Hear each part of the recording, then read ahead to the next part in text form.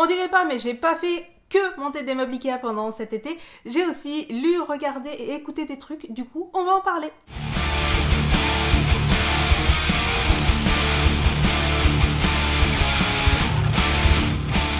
Bonjour à toutes et à tous et bienvenue pour cette nouvelle vidéo sur Blood is the New Black. Aujourd'hui, on se retrouve pour le petit point culture, c'est-à-dire le moment où je vous raconte ce que j'ai lu, ce que j'ai regardé, ce que j'ai écouté au cours de ces derniers temps et du coup pour ces à peu près 2 derniers mois. J'essaie normalement de faire ce genre de vidéo tous les mois, sauf qu'il faut bien comprendre que cet été, j'ai été genre over occupée. Ça fait genre je suis une businesswoman mais pas du tout, juste en fait entre le fait de réaménager et du coup de monter des meubles, de réaménager un appart, etc. Plus le fait d'ouvrir un salon de tatouage et de commencer à tatouer et de reprendre un rythme naturel, enfin vous savez le rythme où tu vas au travail tous les jours, ce genre de choses, et bien en fait ça a mis en pause quand même pas mal de mes consommations culturelles, etc. Mais j'ai tout de même des trucs à vous montrer et je me suis dit qu'il était temps. Donc dans cette vidéo on va parler de 2 livres, de 2 séries ou assimilés, et d'un petit peu de musique et de podcast. J'ai choisi volontairement de m'arrêter en termes de musique à ce que j'ai découvert avant mi-août en fait, puisque là dans ces 2 dernières semaines, entre le motocultor et d'autres choses, j'ai découvert énormément de groupes et j'ai pas du tout eu le temps de les processer et j'ai pas du tout le recul pour vous parler de ce que j'ai vraiment découvert et qui m'a touché de ouf, etc. Et puis de toute façon pour la partie motoc, vous aurez le report du motoc qui va arriver normalement après cette vidéo. Il y aura plus ou moins une semaine pour le report du motoc et pour les autres choses que j'ai découvertes en dehors du motoc, eh bien on en parlera peut-être dans le point culture du mois prochain. Du coup voilà, si vous aimez pas les livres ou si vous aimez pas les séries ou ce genre de choses, eh bien il est temps de partir. Mais avant de partir, passez sur Utip et regardez quand même une pub pour moi, hein, parce que même si ça ne vous intéresse pas, vous pouvez toujours m'envoyer des centimes et me permettre de bouffer des galettes patates. Bref, on va commencer par la lecture et j'ai 3 livres, c'est un grand mot, dont je souhaitais vous parler. Le premier, je vais commencer par le trash et direct. Il se trouve que quand je suis revenue ici, en fait, j'ai récupéré tout un tas de cartons qui étaient chez mes parents, chez ma soeur, etc. avec dedans mes livres, mes mangas que j'avais mis en pension dans ma famille. Et dedans, j'ai retrouvé des trucs. Donc, j'ai notamment retrouvé un manga sur les entretiens de Confucius. Un manga qui est paru aux éditions Soleil. Je n'avais absolument aucun souvenir de ce truc. Je ne sais pas si c'est la maison d'édition qui me l'avait envoyé à l'époque.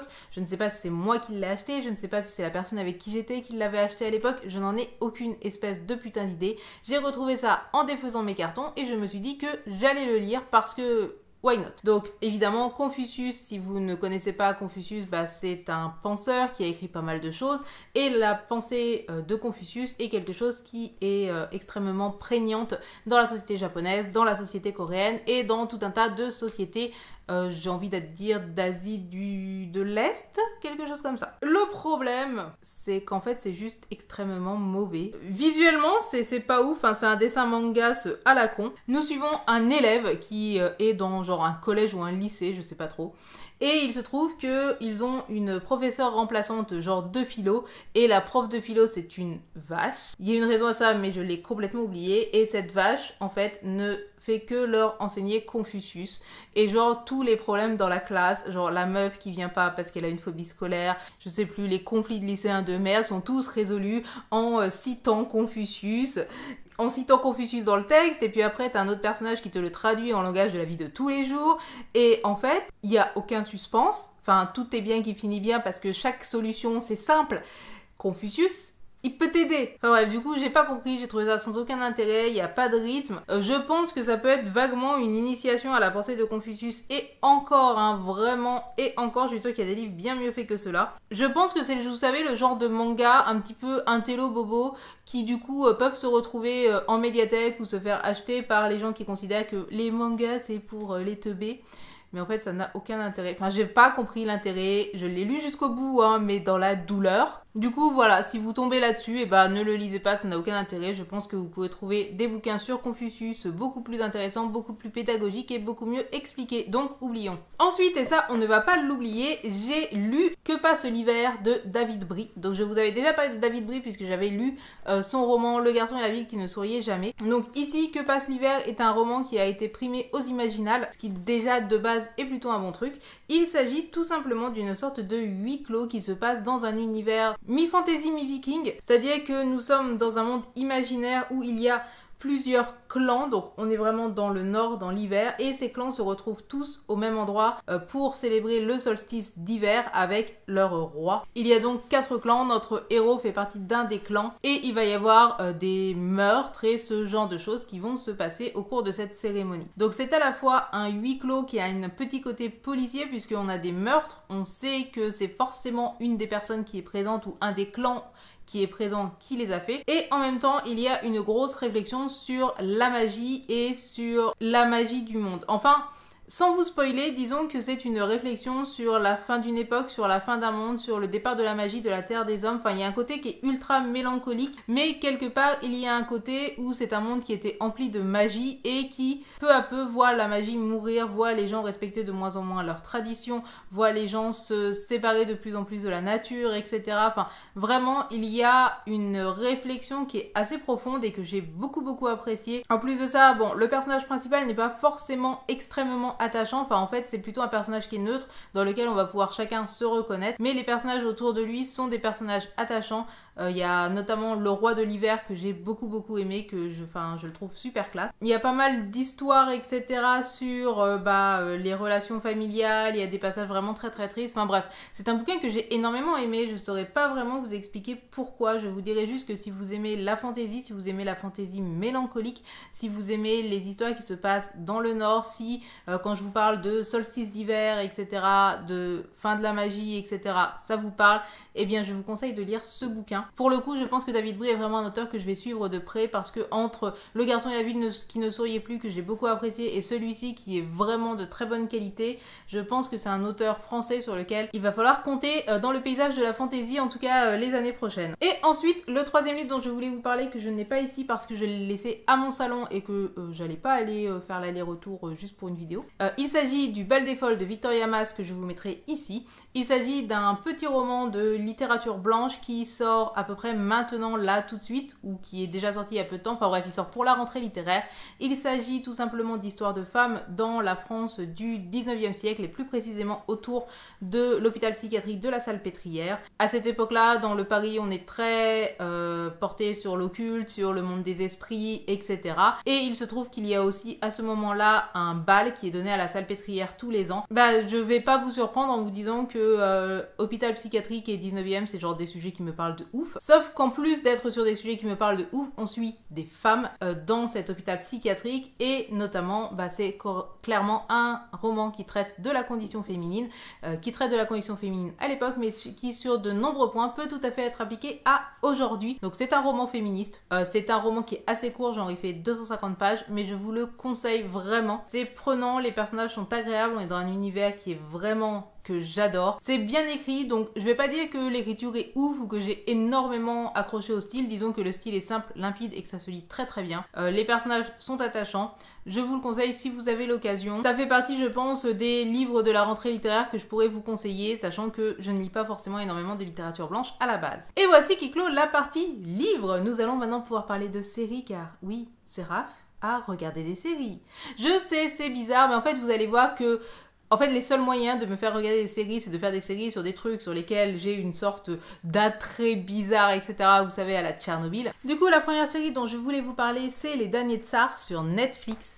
Au cas où vous ne sauriez pas pourquoi est-ce que je serais intéressée par ce type de série, il faut vous dire que j'ai un très grand amour pour Anastasia. Et du coup, moi tu me files un truc qui cause des Romanov, forcément je suis ultra partante. J'ai été assez surprise dans le sens où Les Damnés Tsars, ce n'est pas juste une série, en fait c'est à mi-chemin entre une série, c'est-à-dire vous avez des acteurs qui jouent les personnages, vous avez des scènes qui sont jouées, et une sorte de double narration où en fait des historiens etc viennent expliquer soit en voix off soit en face cam ce qu'il se passe à ce moment-là. Donc on est à mi-chemin entre une série Netflix et Secret d'Histoire de Stéphane Bern. Sans le côté Stéphane Bern de Secret d'Histoire par contre, je vous rassure tout de suite. C'est très intéressant dans le sens où la reconstruction est très belle, enfin les palais impériaux et tout c'est trop beau, ça m'a juste donné envie d'aller en Russie mais direct, de visiter tous ces palais monumentaux etc, ça a l'air vraiment très beau. Ça permet notamment de se cultiver sur la partie qu'est-ce qui a amené à la chute des Romanov. Donc j'ai été très surprise de savoir que ça s'est pas du tout passé comme dans Anastasia, hein. Genre on a ruiné mon enfance en regardant ça, mais je suis contente de l'avoir fait parce que du coup j'ai compris pas mal de trucs. C'est passionnant si vous aimez tout ce qui est géopolitique, tout ce qui est conflit entre les puissances, petites intrigues de cour, etc. Et moi c'est mon gros délire, hein, je suis pas fan du Trône de Fer pour rien. Il y a quand même certains points qui me dérangent, notamment le fait que c'est présenté comme la vérité historique. Or quand on recherche un peu, puisque forcément quand je regarde un truc de ce genre, je vais aller lire à côté sur le sujet pour en savoir plus, etc. Et notamment, c'est présenté comme une vérité historique, sauf qu'il y a plein de choses qui sont vraiment discutables, et notamment par rapport au personnage qui est forcément un tout petit peu central dès que tu parles des Romanov, Rasputin. Donc il y a un parti pris sur Rasputin. Je vais pas dire malhonnêteté, mais en tout cas ça peut faire croire aux gens que c'est la vérité vraie, la seule, l'unique, alors que ce n'est pas forcément le cas. Ça reste tout de même très intéressant. J'ai beaucoup aimé le personnage de Rasputin, même si je peux vous avouer que ça m'a mindfuck complètement, parce que je trouve que Rasputin ressemble à Fenris, ce qui est vraiment... Enfin, ça m'a pourri à peu près la moitié de la série de me dire... What? Ça reste quand même intéressant si vous connaissez pas du tout l'histoire des Romanov, comme c'était le cas. C'est une bonne porte d'entrée. Par contre, attention, comme tout ce genre de choses, comme tout reportage historique, à ne pas prendre pour argent comptant ce qui vous est dit. Et la deuxième série dont vous avez très probablement entendu parler, puisque la saison 2 vient de sortir et je ne l'ai pas encore regardée, c'est Mindhunter sur Netflix, là encore, qui traite tout simplement des débuts du profiling aux États-Unis, puisque au cas où vous ne l'auriez pas deviné, hein, je fais dans le cliché goth jusqu'au bout. Les serial killers, c'est ma tasse de thé. Mindhunter donc raconte de manière romancée un petit peu l'itinéraire de 2, puis 3, puis 4 agents du FBI qui vont via des entretiens avec des tueurs en série, notamment ceux avec Ed Kemper, créer la notion de profilage comme on peut l'utiliser aujourd'hui aux États-Unis, beaucoup moins en France. C'est extrêmement intéressant parce que globalement Mindhunter est une sorte de plongée dans l'esprit des serial killers, et c'est ça qui m'intéresse. Ed Kemper par exemple est très bien joué. Le seul problème c'est qu'en fait c'est une série Netflix, ce qui veut donc dire qu'il y a des parties ultra intéressantes, les parties où genre il y a des tueurs en série, et il y a des parties mais genre ultra chiantes, genre la romance de merde entre le héros et sa copine. Enfin, qu'est-ce que j'en ai à battre de leurs histoires de coucherie et de tromperie. Enfin, tu regardes Mindhunter, tu regardes ça pour regarder des tueurs en série t'expliquer que c'était trop cool d'avoir des rapports avec une tête coupée. Enfin, c'est pour ça que tu regardais Mindhunter, c'est pour ce genre de truc. Bref, ça c'est un de mes problèmes dans la plupart des séries de nos jours. Enfin, il faut des scènes de cul, des scènes de romance, etc. Ce qui ne m'intéresse pas du tout. Je veux juste des tueurs en série, je veux du gore. Ça sonne weird comme ça, hein. Seul autre point dérangeant, autant Les damnés de Tsar m'a été pourri parce que Rasputin ressemble à Fenris, autant Mindhunter m'a été pourri parce que le héros ressemble à Macron. C'est ultra dérangeant de ouf. Et puisque j'en ai parlé sur Twitter, je sais que je ne suis pas la seule à avoir fait ce rapprochement. Mais allez voir, si vous aimez bien les tueurs en série, allez voir Mindhunter. Il n'y a pas beaucoup d'action, par contre ça parle de choses potentiellement gore, potentiellement dérangeants. Il y a de gros trigger warnings à foutre, hein, enfin nécrophilie, zoophilie, inceste, pédophilie, tout y est. Rien n'est montré évidemment, hein, mais on en parle, donc si vous êtes mal à l'aise avec ça, n'essayez même pas. Et enfin, dernière série / animé que j'ai regardé, j'ai commencé à regarder Violet Evergarden.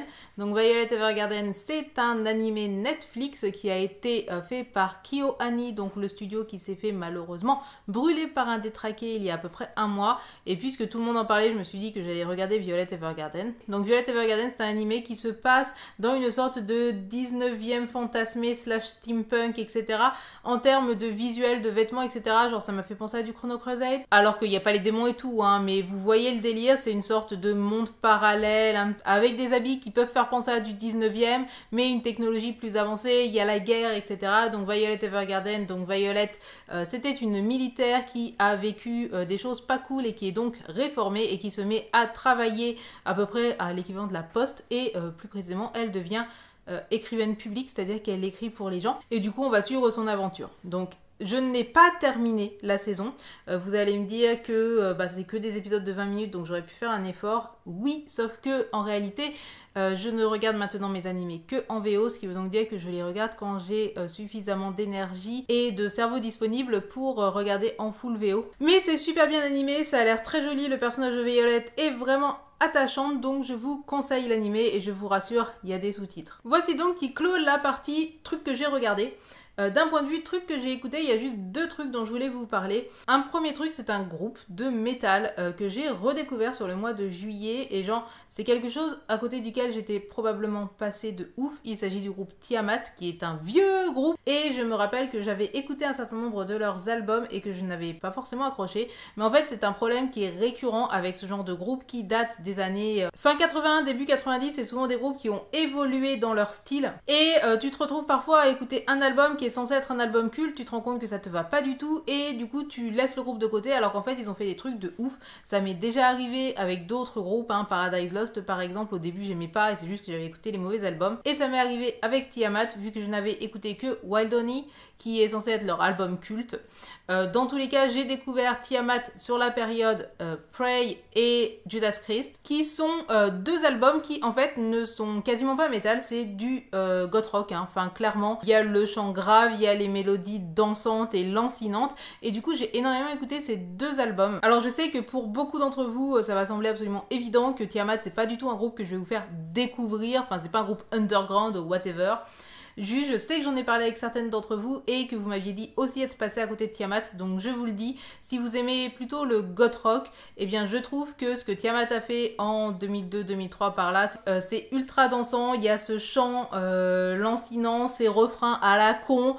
Bref, c'est quelque chose qui m'a énormément parlé, j'ai été super surprise de les découvrir au hasard de Spotify et du coup si cela peut vous intéresser, je vous conseille vraiment d'y jeter une oreille. Et la deuxième chose que j'ai écoutée dont je voulais vous parler, c'est pas du tout de la musique, hein, puisque c'est un podcast et plus précisément c'est une émission de radio. Il s'agit de l'émission Blockbusters qui passe sur France Inter. Tous les jours de la semaine, j'ai aucune idée de l'horaire parce que je l'écoute en replay et globalement chaque jour il y a un blockbuster qui est un petit peu décrypté, donc ça peut être un blockbuster dans le sens où on l'entend communément, c'est-à-dire un film, mais ça peut être aussi un artiste, ça peut être aussi une œuvre littéraire, ce genre de choses. Donc par exemple, vous avez un blockbuster sur Dune, vous avez un blockbuster genre sur Céline Dion, vous avez un blockbuster bien sûr sur Ghostbusters, bref, en gros ça traite de la pop culture au sens large et j'ai trouvé ça super intéressant. Dans l'ensemble, j'aime beaucoup généralement les programmations de l'été de chez France Inter, hein. Je pense notamment quand ils avaient sorti l'émission Si l'Amérique m'était comptée, qui était vraiment oufissime il y a quelques années de cela maintenant. Ça vous permet à la fois d'agrandir votre culture parce que parfois vous allez écouter des choses